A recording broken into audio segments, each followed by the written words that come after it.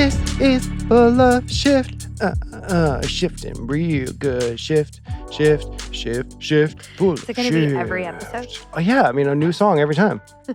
People are getting used to it. We got to keep the folks going. It's very my dad. Really? Yeah, my dad sang everything, and there was always a song for everything. There's a piece of him over here for sure. 100%. That's why I married you. How you doing, babe? Oh, my God. I cannot believe that we're here recording. I didn't think we were going to make it to this episode. I'm 38 weeks and 1 day pregnant. The day is September 29th, officially. It looks like we're going to make it to October. I mean, as long as we don't have a baby here in the studio, which could happen. You never can tell. Could you imagine? Oh, my God. If I went into labor here. Went into labor here? I could go into labor at any moment. Y'all have heard of a home birth, right? But have you heard of a studio birth? This is full of shit. How you feeling, though, for real? It's been really rough, which we're going to get into today. But it's been tough. I think if I actually was on the outside looking in, I would be like, why are you recording or working this late in the game? Well, I don't even want you leaving the house by yourself. No, I tried to go to the grocery store yesterday. Even let you. Yeah. And you were like, absolutely not. You are absolutely not going anywhere by yourself. No. But there's some good reason. I mean, I've pretty much been on bed rest, but I say that because I'm very excited to be recording today. Yeah. Feels like a little last hurrah. Felt nice to do my hair. Yeah, you look beautiful. Put on an outfit. Smoking, baby. Thanks. Smoking. This is actually our first time back in the studio since we've launched the podcast. I know. It's pretty cool. Yeah, that's right. It's out in the world. Y'all are taking it in. How does that feel? It feels good. It actually feels a little less nerve-wracking than I thought. I think I'm excited to record now that a few episodes have gone out and we've seen it. It's like I know what it is. And the response has been so beautiful. The response has been amazing. For real, y'all have been showing up in ways that is so special. We feel so supported right now. This time is it's strange, and it can be really lonesome, especially at the end of this third trimester. And we know that we are going to be sequestered to the house for the next little bit. Right. But because we have you guys, it feels a little less lonely.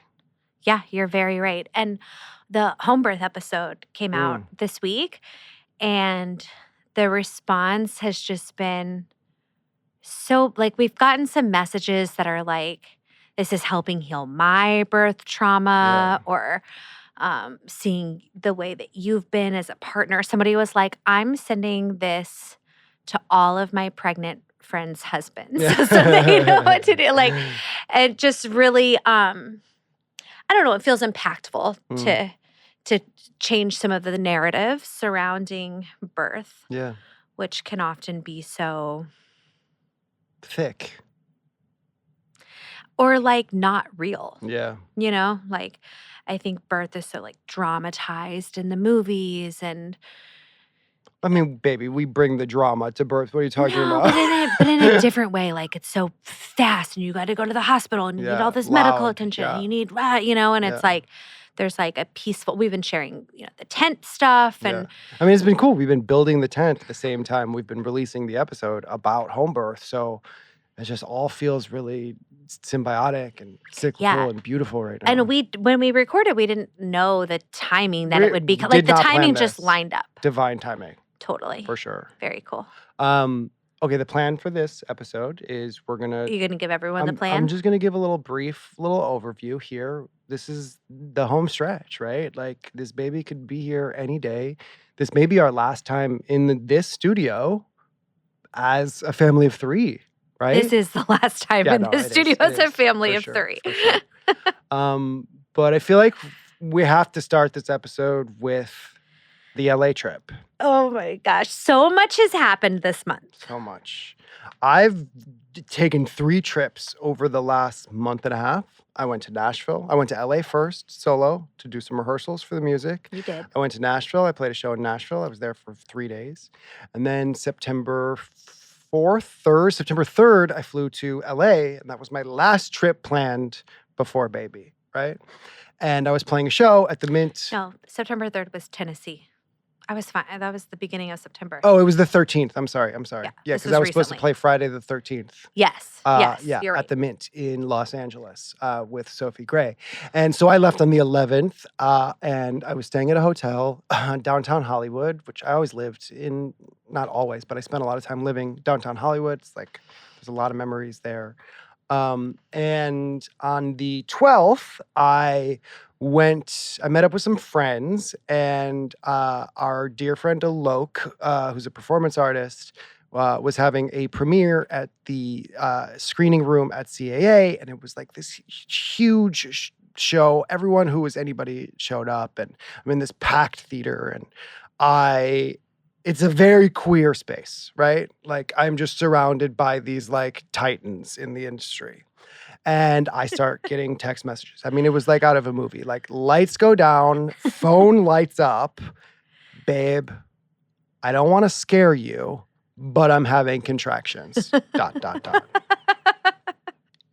So I'm home alone, which I was actually not looking forward. I was like kind of excited about this trip. It was my last solo time with Kilmer. With Kilmer, yeah. We had really been having a blast together and was kind of really into like my little toddler cocoon with her. Because y'all had an amazing time when I was in Nashville too.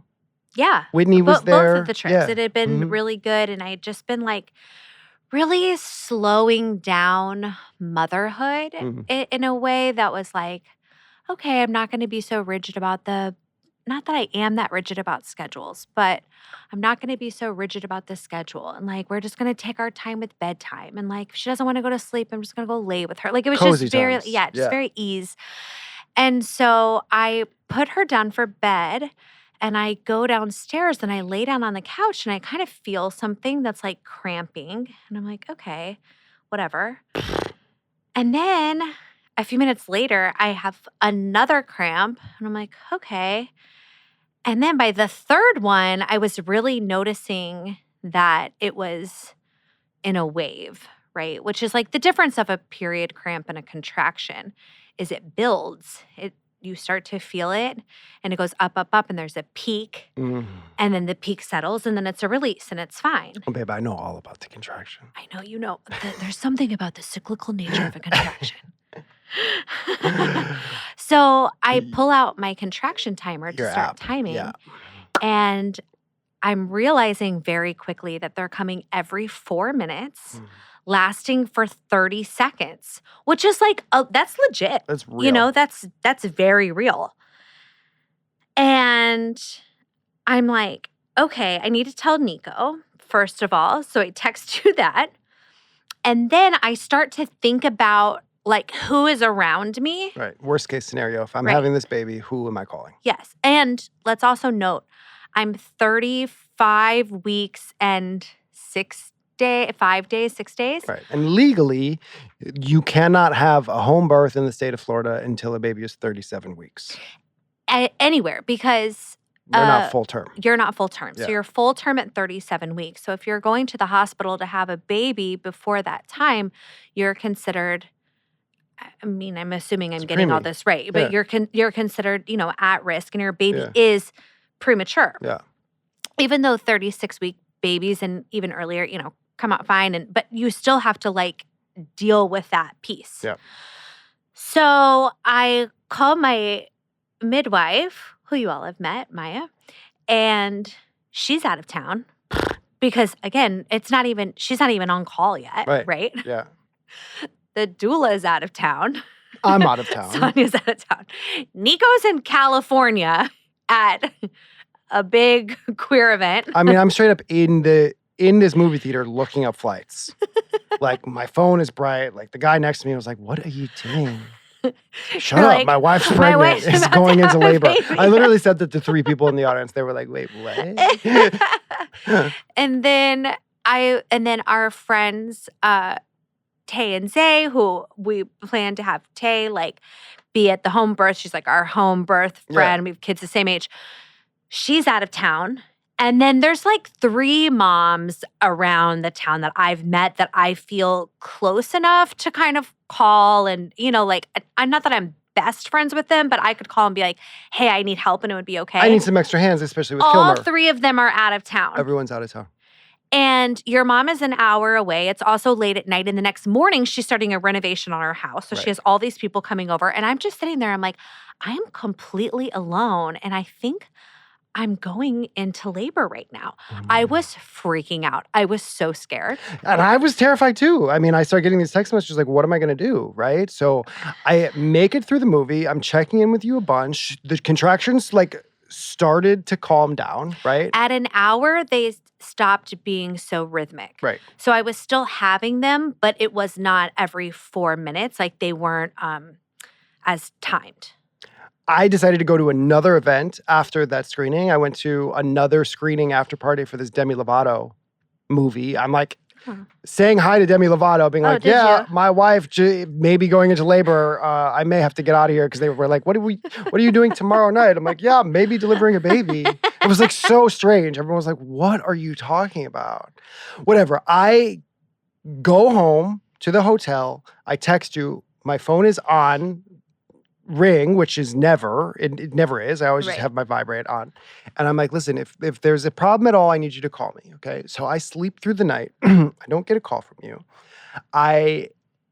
You did wind up texting me, but I didn't hear it. So I wake up thinking everything's totally fine. I roll over. I'm like taking my time. I look at my phone. And basically your text is like, babe, I am not okay. I'm really scared. I need you to come home. Yeah. I mean, without hesitation, I booked a flight while I was still in bed, packed my bags, and headed straight to the airport. Canceled your show. I stopped at the weed store on the way to the airport, though, just so we're properly when in LA loaded before baby number 2. But yeah, I came home and I like didn't land until like 8:30, 9 o'clock. I wound up getting home at like 10:30. The second I walked in the door, I mean, it was like a very sweet, like Hallmark moment. Like I opened the door, it was dark outside. Like you started tearing up. You kind of like collapsed in my arms a little bit. And Kilmer woke up immediately. You opened the door and Kilmer woke up. Nah. Daddy. Daddy. Daddy. Daddy. No, that entire day that you were traveling home, though, because again, like Los Angeles to Florida, you're working with like a long flight and a 3-hour time difference. So it's just like, it's a day of travel getting back. But I missed my show. I was supposed to have a show that night. Yeah. Yeah. I just said, bye, girl. Sorry. Can't make it. Wife, labor, pregnancy. Hey. Everyone understood. But that day I was like solo with Kilmer. Yeah. And you were still having some contractions that day. I was having cramps for the next 5 days. Our midwife sent a backup midwife over. She was like, do you want somebody to come over and just feel what's going on? And I was like, absolutely. I feel so alone. So we started making game plans that day because I was like, I get that this could be nothing. There's such thing as prodromal labor. Like it wasn't Braxton Hicks because it was so painful. And I was like, I need to know a plan because I'm also not like, I'm not versed in the hospital birthing world. That was the scariest part, especially that was the scariest being part. Gone. Like if you had to go to a hospital while I wasn't there, we know nothing about hospital births. Even if you were there. And when I say we know nothing, it's not like we haven't prepared, but it wouldn't be a continuity of care. Right? Like if we go to the hospital, it's whoever's we would go to the emergency room. We would go to the emergency room. They would take us to labor and delivery. We'd go through triage. Then we would, do things that way. If we, they were basically like, ideally, they would try to give you a magnesium drip to stop the contractions, to slow them down. So you can make it to 37 weeks for your full term. But if you are already in labor, they're going to want to hook you up, heavily monitor the baby because the baby would be considered premature. Likely some sort of NICU stay would be happening. Like there was a lot of factors to going to the hospital before 37 weeks. And I want to be clear, if we were having a home birth past 37 weeks and something happened, like we're not adverse to going to the hospital. Yeah, like of course. we're not anti that. Right. But the situation itself felt we're very not scary. Not anti. I mean, like we have a dream and a vision of having the baby at home. And, I mean, like if anything happened, obviously we would surrender. That's what I'm saying. Yeah. That's what I'm saying. If something were going on and we needed to transfer care, we would have no issue transferring care. We wouldn't be like, no, let's risk it a little longer. Yeah. You're right. We're baby first, right? Yeah, for sure. But I think the scary part of the hospital was all these other factors These of being unknowns. preterm. Yeah. So she sent over, so Maya sent over her backup midwife, and she came over to check baby heart rate, to check. You okay? Yeah. To check my blood pressure, and then to feel the position of the baby. Right. And the midwife's take, so my stomach was like weird, lumpy, so much pain in my stomach, so much cramping. The cramps didn't go away for quite a while. She was under the impression that potentially the baby was posterior, meaning the belly, like the baby is looking out this way, right? And ideally, sunny side up, ideally you want the baby turned the other way. So because the baby was here, she thought that maybe baby was trying to move. To turn over. And then also really stretching a lot of limbs, which was pressing into my uterus and tight round ligaments and causing the uterus to contract was kind of the synopsis that maybe we got. And also just how low he was. Like even just in pictures, like you dropped. Oh, during that time I dropped. Yeah. And she went to like go feel the head and she was like, oh, okay. I mean, the head is all the way down. It is on my pubic bone. Ooh. Oh. So, I mean, did you feel better after she came to the house? I felt better. I felt great once you were home. Yeah, I mean, there was a relief when I came home for sure. And then it was bed rest. Yeah. And the next... I mean, we thought he was coming, you know, like... 1,000,000%. Like every day after I came home, I was like, this is the day. This is the day. We didn't even have the tent done. Oh my God, that's right. The tent wasn't done. We didn't even have the tent up. Yeah. Nothing was done. My laundry wasn't done. My laundry wasn't done. My mom and dad came over that Sunday. So what? I landed on Friday. On Sunday they came over. Friday night. On Sunday they came over. We like put the tent up quick. It was like, if we're having this baby, even if we have to go to the hospital, right? Like I want the tent set up for postpartum. The tent for so many reasons. And at that point we were only 36 weeks. Yeah. So then it was just like counting down to, to make it to where we needed to be. Our midwives were basically like, once we hit 37, it's safe to have this baby at home. So every day, I mean, we were praying and talking to all the gods of all the universes, just like, please, let's just wait to 37. Just hold off. Just like, close your legs, baby. Let's just keep little fish in there right now. Can I tell you something? Yes. I feel like this is probably not going to sound weird to you. I don't know. So, okay, remember when the ayahuasca ceremony, the one that we always tease on here, that we really are setting up this ayahuasca story like it's I guess we're gonna have to the tell most it incredible episode that will ever be. It is funny how often it comes up because it impacted our lives so much, so intensely. I mean, it really changed everything. It was like pre ayahuasca, post ayahuasca. You know how they say like know BC. Before Christ. It's like before ayahuasca and after ayahuasca. Okay, BA and AA. Yeah. AA is a different thing. I'm triggered. Okay, so like the big thing about the ayahuasca story was that I wanted to be close to you and wasn't able to be. It was your first time in the jungle and they wouldn't... I'm not going to tell the whole story. It was your first time in the jungle, but they like traditionally do not let couples sit next to each other in ceremonies. So we were on opposite ends of the room. And we just wanted to be next to each other. Right. Yeah. I wanted to be close to you. Couldn't be. And the universe cracked open. Cracked wide open. So I got to be next to you. Yeah. And after all of this happened, I was thinking about that experience and actually several other experiences throughout our time knowing one another, of like you being somewhere away and wanting to have you. You and wanting like, to have me, yeah. Yeah. And something happening catastrophic where we're in each other's arms. Yeah. Mm. You have that power.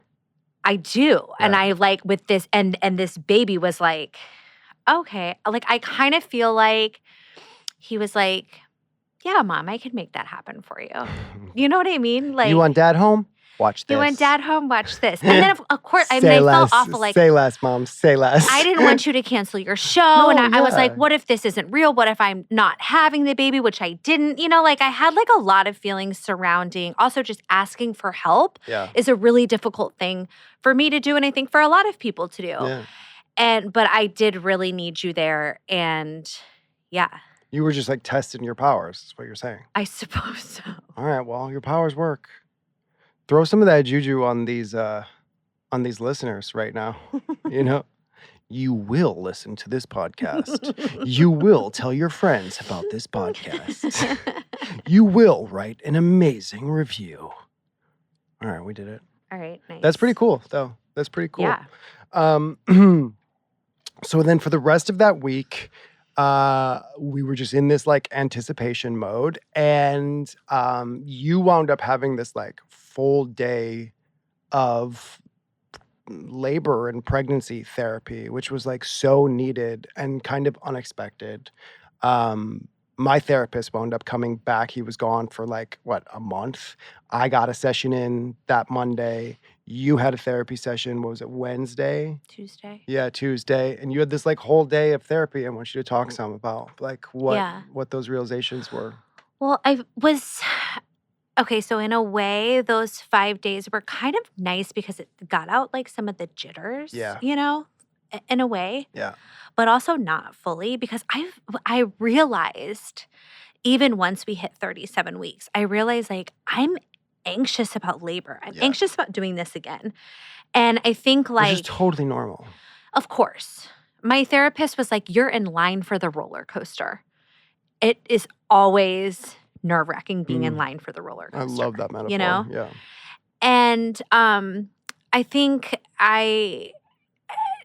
when you have a second baby, so like your first baby, you have an abstract idea of labor and what it is. But your second baby, you know what it is.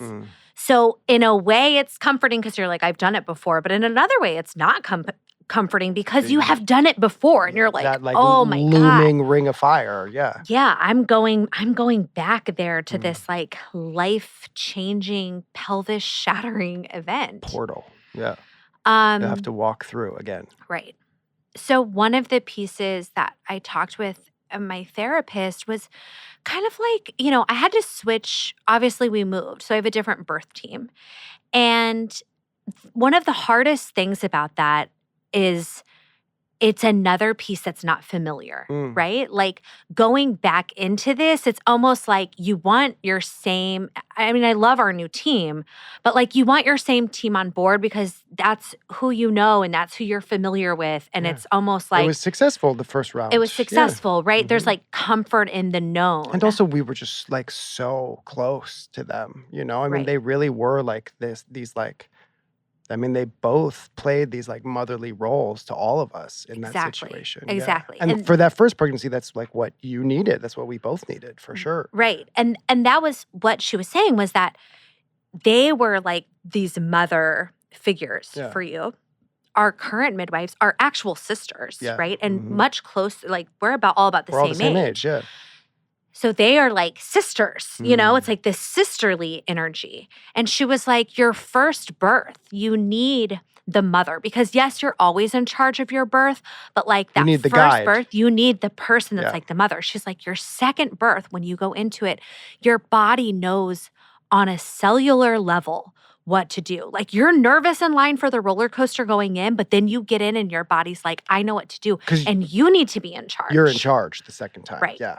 Yeah. Not that you weren't in charge the first time, but there was just a different level of hand-holding that first time because of the unknown. Because you're scared in it, you know, and exactly, it's unknown. Like your first time on the roller coaster, you don't know what to expect. Right. And she was like— once you've been on the roller coaster, you go back and you wait in line. Yeah. You know what it's, you know, where the flip is and where the turn is and, you know. Right. Should I keep going with that metaphor? No. So good. I think we got it. Yeah. But she was like, you need the sisterly energy that time. And that felt really good. And then, same day, you get a text message from our first midwives. And I still text with them some, but like usually like I, will send out a message or send them a picture of Kilmer. I'm always like, even if there's something wrong, I'm like, Text Janice and Razy. Yeah. Yeah. But I don't. You get nervous about it. And I'd been wanting to like get on a call with them. Like I just been wanting to hear their voice, but I feel so like I don't want to take up their time and they're busy and like you just want to be like respectful of their energy and space. But they both texted and they were kind of like, we're thinking about you, like baby must be close. And we listened to the episode. The home birth episode. Right. Yeah, where we talk so much about them. Right. And the experience. Yeah. So and they wanted to talk. Yeah, they wanted to talk. Yeah. They wanted to talk about... You get from the call with your therapist to like basically right away getting on a call with them. Yeah. Which part should I start with? The IV part or the other things they said? I think start with the IV. They wanted to talk about our episode, specifically the conversations around them wanting to give you an IV and you continuing to throw up and be dehydrated, and they didn't remember that part of the birth, which is so fascinating because it played like, such a huge role in our experience. Right. She was like, I can tell that the IV part of this is like a very, very big part of your story. And you'll be surprised to know that none of the midwives actually remember the IV conversation. And it's so funny how in birth, certain things can really stick out to you and become a big piece of it and maybe not for someone else. And she was like, God, she's so amazing. She was like, I think it could be really helpful and healing for you to hear more detail about why we were suggesting the IV so that you know and you have a full, well-run from experience. Our side. Right. Because my thought was just like, oh, it was losing stamina or something. Right. Like I didn't really know. So she had gone back into her notes, and essentially every time that I purged, the baby's heart rate was on a very small but steady incline. Right. And mine was too. Yeah. And by, the fifth time or whatever, they were noticing a pattern. Yeah. It was not scary, still within a variation of normal. Right, but still a spike. But they're like, And one of the reasons that can happen is because of dehydration. Right. So that's why they were trying to gauge how much longer we potentially had left to really assess if we needed that IV. And like hearing that, and I have to say this to anyone because I actually listened to a podcast of a birth story, and apparently even with hospital records or whatever, you can go and get your birth notes. Like you can contact the hospital and get your labor and delivery notes and read through all of that information. Wow, that's cool. And I think like having that information at my fingertips and understanding that was just so like it's just so healing. Like not that I was that broken about it, but it just like made it make sense. Yeah, it's like picking up an old journal, that you don't really remember writing. Yeah. It's like this because when you're in labor, it's like you're such an animal, that so primal. Yeah. That you don't understand the world and like what's happening, and so it gave it more context. Yeah. And I just love that team so much. They're really considerate. It was so sweet. I was like on the verge of tears that entire call. We were on speakerphone. Kilmer was running around talking. Yeah. And then you started talking about your fears about this time around and hesitation and, stalling out. You want to speak some on that? Yeah, because and I've talked with you a lot about this is because it's my second time and because I know what's coming. Am I going to hit a point in labor where I'm like, I don't want to go back there. Yep. I don't want to do the pushing again. I don't want to go through the transition again. And I'm going to cause myself to stall.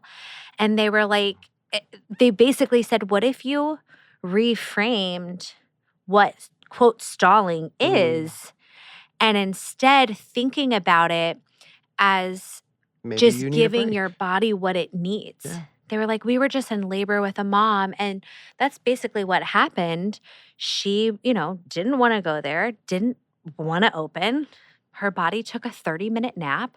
She woke up, and she was ready to go, and she pushed the baby out. And she was like, her body needed that rest. And they said the most important thing, which there is no wrong way to birth, and there is no, like, order to birth, right? Like, it can intensify, it can come down, it can wax and wane, and that is okay. And we're so used to thinking about all of life and everything we It's this do linear as such a progression. linear Yeah. version. Yeah. Exactly. And most of life is not that way, nor is nature. And it was just a wonderful reminder. We should all take a piece of that for everything in our lives. Absolutely. Yeah. And to like listen to your body. Right. Like Right. if your body is telling you something, listen. Yeah. It's okay to take a break in anything. Yeah. And then that afternoon, Maya came over for our midwife appointment. So we also had that. Yeah. And we did it in the tent. We listened to The the whole baby in crew the came tent. over that day? No, it was a different day. No, this Yeah, was yeah, just yeah. the last one. Yeah, that's right. Yeah. It was Yeah. our first appointment in the tent. Yeah. Yeah. It's so sweet. And it was just like I just got sent all this peace, about, okay, you're ready. And that was when I felt like, all right, that last bit of this scary stuff that we went through was kind of preparing me for, just like a test run. The game day. Yeah. And also just like, energetically and universally, I mean, there was an equinox, there was a lunar eclipse. We've been dealing with hurricanes. Then there was a and hurricane. storms here in Florida. Yeah, there's been this The next day cracking. was the hurricane coming. Oh, and- we should talk some about that. That conversation that we had with Maya about what happens in Florida if you're planning a home birth and a storm comes through. Granted, like, Honestly, any birth, yeah, because you can't. right. Even in a hospital is what you're saying. Any birth, yeah. Yes. Yeah. Because you can't do a home birth. We probably should with- have had this conversation early on in our pregnancy, but basically we hit 37 weeks and we have this conversation. The next day, a hurricane's coming in. Granted, we're on the other side of the state. Yeah. So we were fine. We didn't get and really anything. prayers for everyone that was affected by this hurricane. It was disastrous. We in had some family so over on many that states, side. even just like higher up. Like we're Yeah. sending love to anyone and everyone who was in line with that storm. But basically, she was like, "Listen, if the winds hit a certain speed, home births become a little bit more complicated.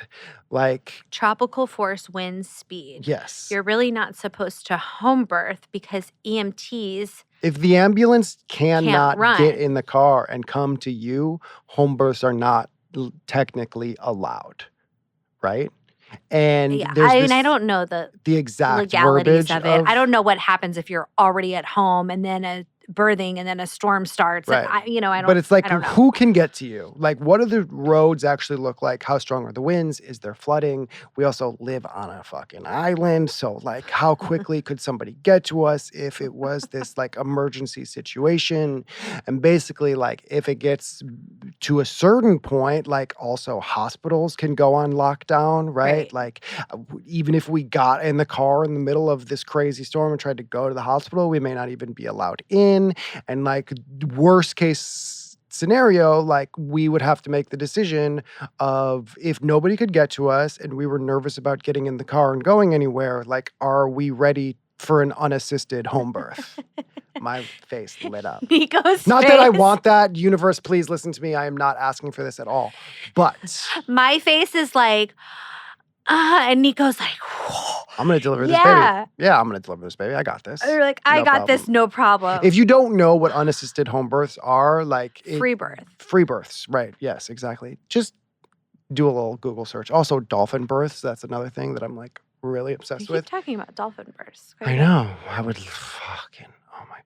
Basically, dolphins can sense pregnant women in the Yeah, water, they and act as, like, there's doulas. these stories where if you give birth in water by dolphins in the ocean, they'll start circling you, and their sonar frequencies basically can help alleviate all pain, and the baby just like comes really quickly, and like it's just how, I mean, could you fucking Little Mermaid shit. Yeah, I mean, anytime somebody says something about painless birth, I always get a little. There is real Red flag there is real magic in popping the up. world. Yes, give your red flag, but I am in no place Of course to deny there is, real but magic.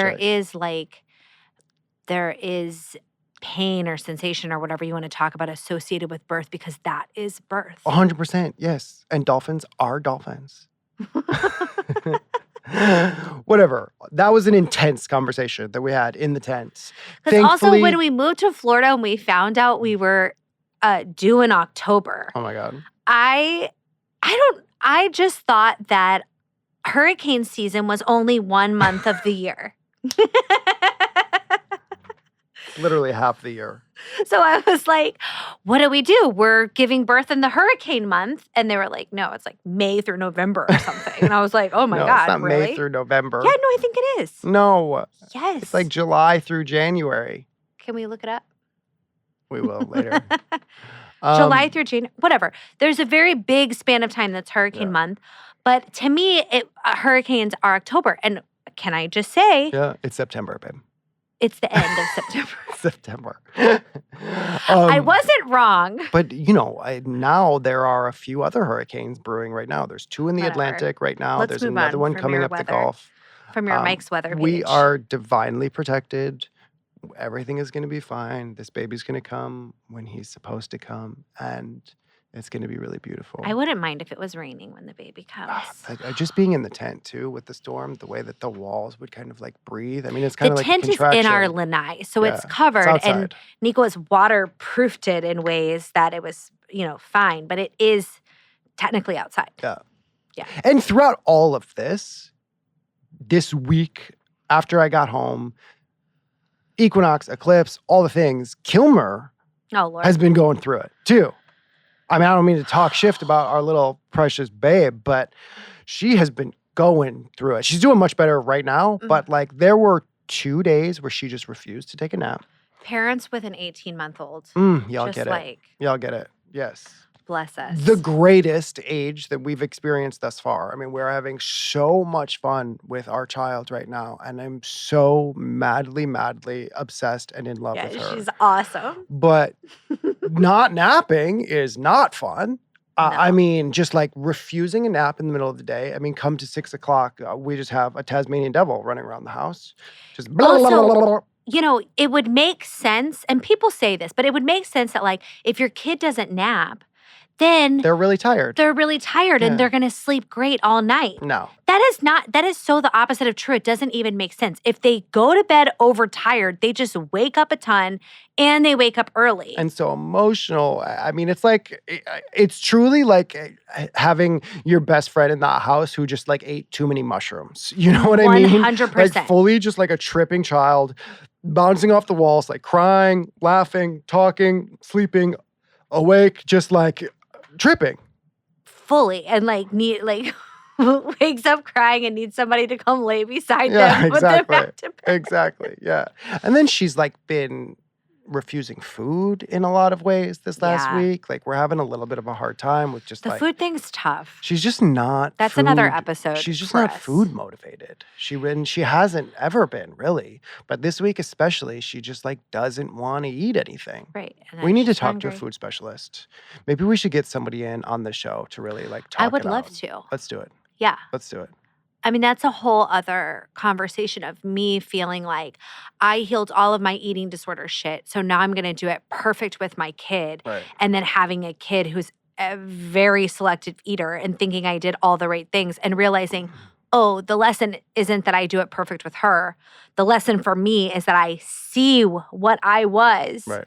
And handle it in a different way. Right. And it's hard. It's really hard. I like witnessed you going through it. It's not easy. Oh my gosh. How many times I've been like, babe, don't put your shit on her. Stop. Like, this is a temporary situation that we are in right now. She's growing. She is eating. She's getting nutrients in places. Like, we got to listen to our bodies and her body right now, and come up with solutions, right? If like a problem presents itself, what is the solution? Even if it's not right this second, Right. Also, like the end of pregnancy has been so tough for me that like I imagined just cooking more in the kitchen, which I haven't been doing. Right. I imagined like making You did make more. a pie yesterday, though. You prepped a pie. I did because I'm craving a cherry pie so hard. You made this fucking cherry pie a few weeks ago. Oh my God. And you've been making pies, I mean, for 20 years of me knowing you. Hands down, the best pie I've ever had in my entire life. Well, I don't feel like I've ever really nailed the pie. My grandparents made amazing pies. I mean, like my grandma and grandpa are just great cooks, and they always had cobblers and pies and incredible desserts. And I've been chasing that for years. Just a and warm never nailed it. apple pie. Okay. Ooh. I'm talking about my grandparents, and you're like I was talking about pie. American Pieing it. I don't know what you're talking about. Isn't that the movie? Yeah, American it is. Pie. Fucking great movie, Stifler for president. Anyway, what I was gonna say that was Yeah. so much more sentimental than Stifler Sorry. is that what was I gonna say? Oh, I made the pie and then I tasted my grandma and grandpa's house. Like I tasted them on a Sunday and I teared up Yeah, you did. eating it. It was so emotional. So hopefully this one comes out good. I'm making it when we get home. It's I mean, gonna I'm be finishing amazing. it. Yeah. Okay. You know, there's been something really special that's happened in these last couple weeks. Just because like your mobility is down, it takes a lot for you to move around the house. You know, our bedroom's on the second floor. I'm not. I cannot walk hardly. My back is killing me. I can't believe you're even sitting and having this full conversation right now. I'm doing honestly. pretty good. You're doing great. But I've had to pick up the pieces, especially with our toddler running around. You know, I've like become full-time daddy. I mean, I do bedtime every night. Like, I mean, like from the second we wake up to her going to sleep, I am the parent of the house. Well, I'm not parent. No, but like the logistical parent. You know what I mean? Like, no, when she is getting into something, I can't chase. I can't chase her right now. There's no chasing on your end. Yeah. And you've stepped up and wait. I mean, God, get you a Nico. Oh, babe. You're so good. That's You've so also sweet. been like doing the tent. You've fully like decorated and done all of the tent. I haven't been able to do much there either. The tent is so beautiful. It's really my so favorite place in the gorgeous. house right now.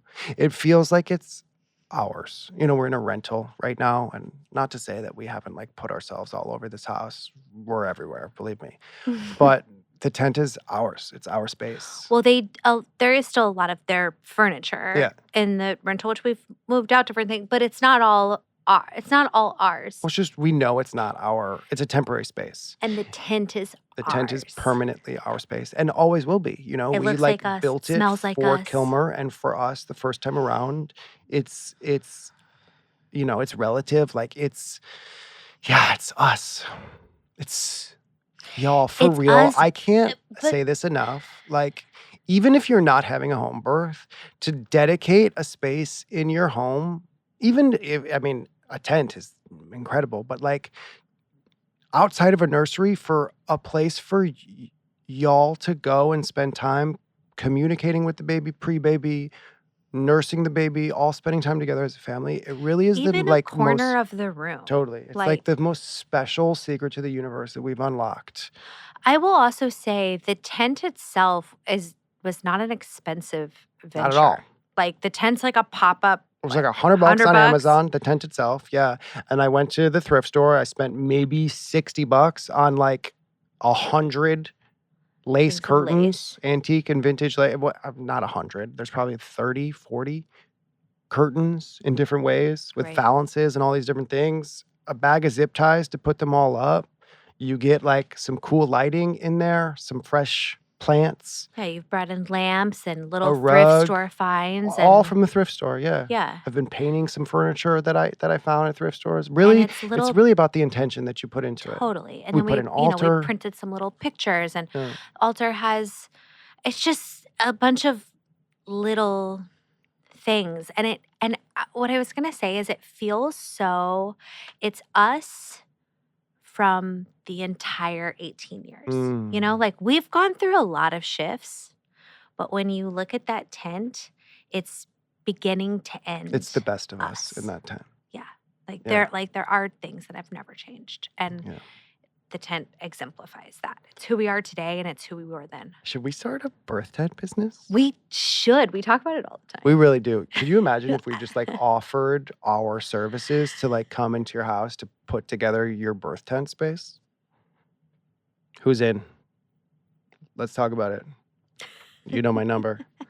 But that has been your form of nesting. Yeah, this nesting for sure. And, Not even just the tent. You've been so hardcore nesting. And just like cleaning, like I'm keeping the house. In the last episode that we did about births, just the two of us, like we talked about this checklist that we need to get done. I got the garage done. We like did a bunch of the closets. I've just been going nonstop. I got a storage unit. Oh, praise the Lord. Got a storage unit. We're just figuring out, there's still like a few things that we got to check off this list, but like we're getting there. I don't feel like enough people talk about the non-birthing partner's form of nesting and like what that looks like. Everybody always talks about the mother nesting, which I actually like can't even stand up. So my version of nesting right now is like meditations and thoughts about, it's like Settling, slowing and centering and yeah. preparing. Yeah, grounding. And then you have been like, I need to power wash the patio. Which it looks so good. It looks amazing. I'm not mad about it. Yeah. It's just, I have to, you have gotten so, if I do not plant this tree right now. I planted a tree yesterday. The baby won't be okay or something. It's not that manic. Yes, it is. No, it's not. It's not like if I don't do this, something will go wrong. No. It's just like I want the space. But it's like if I want every which direction you look in that house after this baby is born to feel comfortable and to feel complete. It's like, it's like creating the space for you and him and Kilmer to be the most comfortable. It's very sweet. Yeah. But there will be times when I'm like, okay, we should really eat. And you'll be like, oh, wait, I just got to do this one more thing. I just have two more minutes on this project, 2 more minutes. I'm like, babe, one, it's not 2 more minutes, and it's 30 more minutes. But then you immediately start another project. I'm like, hey, we really need to eat. And you're like, no, I just got 5 more minutes here. I'm like, there is no good time to break your... Is that maybe why Kilmer's having a hard time eating? Because you're always like, we need to eat. And I'm like, all right, one more thing. No. This time has been really... really special. It's really hard to explain what this time feels like to people that haven't had kids, or haven't the had... weeks before giving birth. Yeah. It's just like time feels so elastic and fluid and like, it's like hard to tell if things are moving really, really fast or things are moving really, really slow. And we're just like in this preparation. It really does feel like we're waiting in line for the roller coaster, even on my end. I wasn't sure so this happened before we had Kilmer. And these 2 weeks, I stopped working around 37 weeks. And then around 37, I really slowed down. We didn't even put up the tent until 38? Yeah, we thought we did it later, but it was days before. It was 5 days before we gave birth, I think. It's crazy. So we had this, I just remember with Kilmer this time being so slow and so sweet. And the only way I know how to describe it is I was a cow laying in the pasture, getting ready to birth with sun on me and eating fresh sweet grass. And yeah, time slowed down all of it. I didn't really think that we would get that with the second baby. And maybe we're getting it because we had this scare and my body has been absolutely forced to slow down. Yeah. But it's still, I will look back on this time and it's still so sweet and slow Juicy, and just yeah. Relaxed. We haven't been getting out of bed or right away in the morning, and we've just kind of been laying, cuddling as a family of 3 and just really marinating in this time. And it's so beautiful. And I've found that both of us have been a bit hesitant. Is it hesitation? We feel okay, so we're full term. We could have the baby now. Yeah. I feel like shit. So I feel like I should be I want to have the baby tonight and stop being pregnant. I do want to stop being pregnant, but I also don't want to have the baby yet. And I think you feel the same. Every night you're not tonight, babe. Okay, not tonight. Okay, well, there's a couple things in this conversation. One, I want to take it to the cow in the fields. Animals need to feel safe in order to birth, right? And I'm going to take it Yes. back to the hurricane too. The barometric pressure that Mm. drops in a storm can induce labor. There's a lot of Storms bring people in middle babies. of storms that go into labor because of that pressure drop, right? All of our practitioners were like, Took you're me either over on going the to side go too into to say it to labor. me, not to you. Yeah, Yeah. you're either going to go into labor or you're going to feel like shit. Right. And I felt like dog shit the day of the You were hurricane. so bad off. So pain, Yeah. so much pain. And like this kind of looming idea that the storm brings babies, like, is it happening right now, right? It didn't happen, okay? Your body didn't feel safe, right, to give birth that night. Like, if we were going to have the baby right now, that would have been the night that I feel like we had it. The fact that he said, Mom, I got you, like, this isn't the right time, like, leads me to believe that we still have a little bit more cooking time, you know? Like the pie's not totally done yet before we put it in the oven. Right. And we hit 39 weeks in 3 days with her. We are in the 38th week right now. We're at 38 in 1 day. My gut is telling me we're going to make it to 39 weeks. We have 6 more days at least. There's a few more things in the house that need to get done. We needed to have this conversation here today, you know? Is that nervousness? Potentially, you know, like, having the baby changes everything in the house. Well, I have no idea what our dynamic is really going to be once he gets here. Like, we were talking about it some last night, you know, like, is it going to feel so much different? Are we going to have to step into his world, or are we going to figure out how he steps into ours? Like, we got to flow in this house right now, you know? And like, I am under the impression that things aren't actually going to drastically change. Like, he's just going to be folded into our mix. You are thinking a little otherwise. Well, I just know what Kilmer was and Right. how much. Also, it's different because in those early times, like, she's attached to me, you know, like, you can do a lot of things in the house, but you can't actually do as much with baby because I'm like cluster feeding on my boob around the clock. Yeah. You know, it's like, it is a different kind of, like, I'm the one making, it's just different for the Totally. mother or Especially for the the birther. first like 8 weeks, you know? Yeah. Especially those. I mean, he's just sleeping, basically, sleeping and eating all day, every day. That's it. But then you get into the 3-4 month and then there starts schedule. I keep thinking about I'm like, oh my God, I'm doing all of those things again. You know what I'm so excited about though? Hang on, but maybe there being a second, I'll feel a little less crazed about like, oh, what is it supposed to be? When does the schedule, when the Of feed, course, like, you're going to have to be because we still have to take care of Kilmer. right. It's not going to be the only thing we think about all day, every day. Our energy's going to have to be split. Right. I want to try to like loosen up with breastfeeding a little bit because we had a hard time with Kilmer breastfeeding. It was really tough. We and just had the clogged duct all the time. No, before that, she didn't latch for like Do we have nipple 3 to shields? 5 days. Actually, we should order some nipple shields just so we have some. them. We do? I haven't seen them. I'm hoping this one's just gonna latch. But we we had should just had have 100. Kilmer used the nipple shield for 3 to 4 months. We have to do the booby shift episode after we have this baby because there's so much to talk about. For sure. Breastfeeding with all we're gonna that. do the booby shift episode. Anyway, but I will say, yes, there is like the gut feeling and the whatever, but there is a hesitation. Maybe you don't want to get vulnerable about that right now, but I do think that there's a hesitation that we both have about like, whole world's about to change, and right now things are kind of riding steady. Of course that's there. I'm not denying that that's not a real feeling. Of course it is. And I'm so excited. I cannot wait to see his face and to hold him. And just like those first few weeks are just, they're just the best. And a little newborn scrunch on your body. And to just watch Kilmer with him. Like, Kilmer's going to be awesome, I think. She's so excited for baby. Yeah, what I was going to say is I'm so excited to wear him. Yeah. Like baby wearing. We're getting back into baby. I was on the elliptical yesterday and I was like, I used to wear her every time I worked out. Yeah. Like, I'm just going to be able to walk around the house I with him on remember my my chest. last time wearing her. I was pregnant. I do want the carrier. And she was pissed. I want the carrier prepped for birth in case she does wake up and it's nighttime. I'm going to just strap her up. Who, Kilmer? Yeah.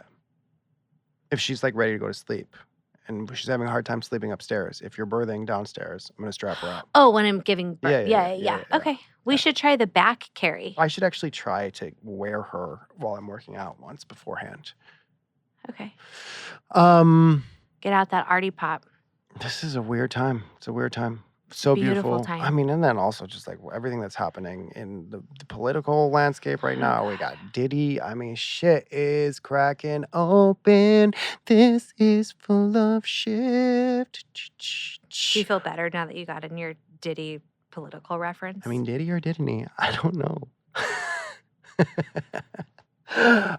Do you have, since this is our last time in this studio, at least for the next couple months, like, do you have, first question is like, do you have some gratitude that you want to offer to this space and what we've built? And what does that sound like? And what does that look like? And secondly, do you have any like final words as we send, our voices out to the ether and to these people, and also to yourself for this final moment? Wow. Yeah, my gratitude to this space, I mean, it's obviously like giving us, this space to talk and to go to and to have this time together, but also the things that you do leading up to birth. I think especially in like that third trimester, you don't forget. Mm, They really become a part of the story, yeah. what you were doing. And last time I was like building this piece for Become that I put out, and I was very memorable, and this will be forever burned into the memory, is getting to record with you in this studio with these guys back here listening to our stories Yeah. and telling them and putting them out. It's really special. I haven't even made the connect. I've talked about this on the show. I was like doing the album when she was born. This is what we're doing this time, is the Yeah. podcast. Totally. Like, this is our gift to him. Yeah, Like, he's going to be able to listen to all of these episodes for sure. when he's older. Like, yeah, my mom and dad journaled their experience with me before I was born. How beautiful is that? I mean, I think they'll love it. Yeah. We've journaled a lot of shit with these kids Yeah. Oh. in a protective way. I mean, I'm sure someone has some opinions on all that. Yeah, but fuck them. Fuck them. Okay, those can't be my last words. Yeah, no, fuck and them then can't be and my then last your words. final words. Love you guys. Yeah. And then my final words. I'm just the vessel. Mm. That's it. That's like where I have to go right now. I surrender. Wait, I have to tell a story. Mm. I surrender. When I was, I guess, 10, after my dad died, I sang in church, which was not that weird of a thing for me to do, like special music or like to play the piano or to sing a song. But the song that I chose is typically the end of church song. Like there's like, 10 hymns that we would sing. That's like the altar call is the word I'm looking for. So it's not a typical like special music song that you would do, right? But the song was called I Surrender. All to Jesus I surrender, all to him I freely give. I would ever love and trust him, in his presence fully live. I surrender all, I surrender all. I don't know. So there it is. There's my song. We're going to do this one more time as we close out this episode. If you're listening, I want you to close your eyes. Imagine a beautiful white light surrounded in a bubble of iridescent colors, protecting us and this baby. We pray for a healthy and strong little one, a safe delivery at the right time, at the right moment. And that light begins to expand, and the bubble grows larger and encompasses all of you that are listening to this episode today. I pray we keep everyone safe, healthy, and strong, and curious I encircle us all in the white light of universal love and divine protection. Amen. Amen. Y'all, thank you for coming, hanging out with us for this last hour. My name is Nico Tortorella. That was beautiful. I'm Bethany C. Meyers. Head over to Patreon. We're going to pick this up. I got a few interesting, fun questions to continue. You're surprising me with the bonus episode today, so I'm excited. I wasn't allowed to look at the notes. Our Patreon is full of shift. We have Instagrams. That's where we put all of our stuff up there. And next time we see you, we're going to have a baby. Woo! We love you. This is full of shift. We need somebody to write that.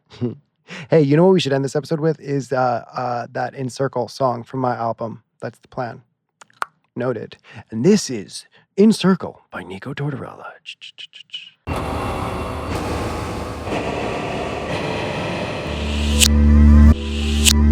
Encircle myself in the light of universal love and divine protection. Encircle myself in the light of universal love and divine protection.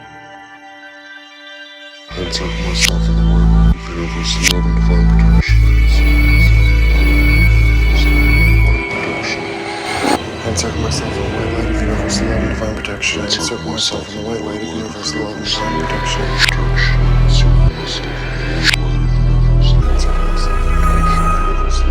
protection. Encircle myself in the white light of universal love and divine protection. Encircle myself in the white light of universal love and divine protection. Encircle myself in the white light of universal love and divine protection.